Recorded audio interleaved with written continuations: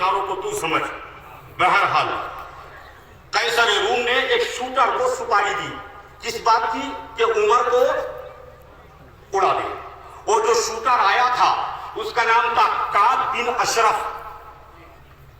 Medina आया, फारूक आजम के खिलाफत का जमाना, चूंकि कैसर रूम ने भेजा था, रोमन अंपायर के बड़े बादशाह ने देखा तो मदीने में ऐसा कोई महल उसको नजर नहीं आया कि जहां मुसलमान का खलीफा रहता हो। पूरे मदीने में घूम फिर कर देख लिया मगर कोई महल नजर नहीं आया। तो उसने सीधे साधे हमारे सूफी इकबाल जैसे किसी सूफी साहबी को बुलाकर पूछा कि यार ये तुम्हारा खलीफा रहता कहाँ है?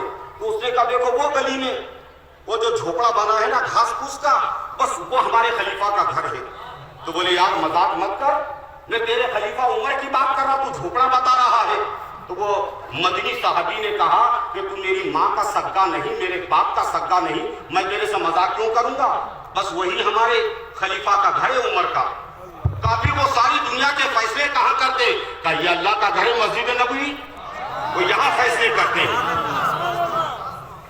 यार फिर वो मिलेंगे कहाँ? तो बोले यार कहाँ मिलेंगे, मस्जिद में देखा क्या? कहा नहीं। घर पर? क्या घर तो गया ही नहीं। किसी से पूछा तो बोले उमर घर पर भी नहीं है। इतने में एक गडरिया बकरियां चराने वाला जंगल से आ रहा था, उसने एक अजनबी को मदीने वाले से बात करते देखा। तो पूछा कि यार भाई क्या हो गया? कहा यार ये कहीं बाहर से आया है, अजीब किस्म का आदमी है, खलीफा का पता पूछ रहा है। तो गडरिये ने, बकरियां चराने वाले ने कहा ये बगीचा है ना खजूर का, वहां उमर सोया है अपना खलीफा, इसको अगर बात करना हो तो वहां भेज दे, और अकेला है जल्दी चला जा बात कर लेना।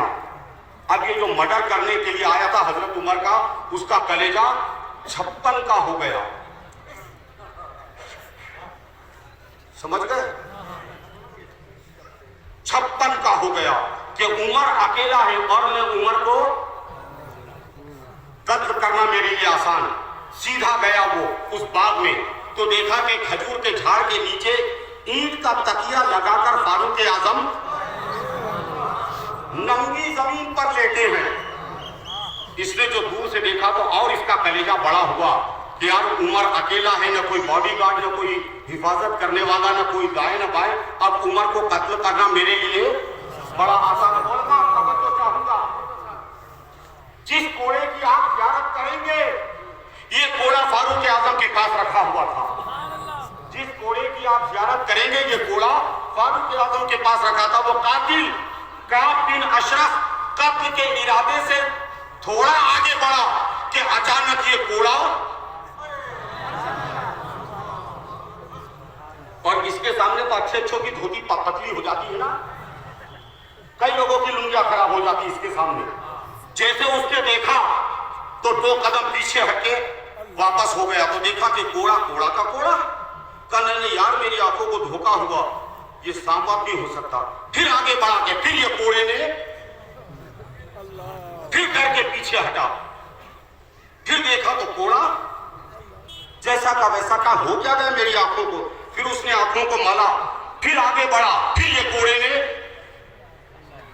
अब वही खड़ा होकर कहने लगा उमर, जमीन और आसमान के पैदा करने वाले की कसम, मुझे यकीन हो गया, मुझे संपूर्ण विश्वास हो गया कि तू सच्चा, तेरा पैगंबर सच्चा, पैगंबर का कुरान सच्चा, पैगंबर का इस्लाम सच्चा और पैगंबर का रब सच्चा। उमर